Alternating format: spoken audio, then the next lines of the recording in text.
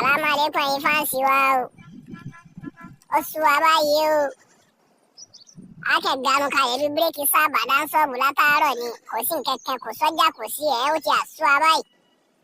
A sì ní wọ́n bá kó pásítọ̀tì ká mọ sálọ Cameroon àbí Niger State ń bẹ̀ yẹn kájà kókò ní ilẹ̀ Yorùbá ó ti àṣù wa báyìí.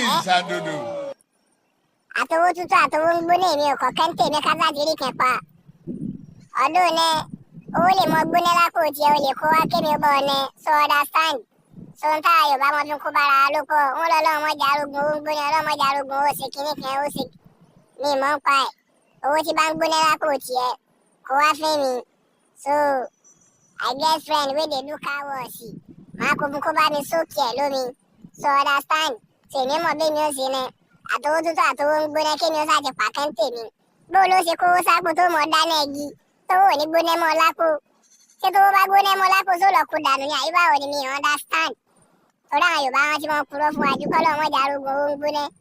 Èmi ò kọ́ kẹ́ńtè ní o. Àtowó tútù àtowó ń gbóná kí ni ó ṣàtìrí kan bẹ́ẹ̀ kó gbóná fún mo lọ́rẹ̀ẹ́ tí ṣe car wash yóò bá mi sókè ẹ̀ lómi. So mo gbé yín débẹ̀ nìyẹn ó ṣe bó ṣe búrẹ́dì àbí you understand bá. Yóò gba àsáàdì kó dànù àbí báwo so mo gbé yín débẹ̀ nìyẹn. Chelsea.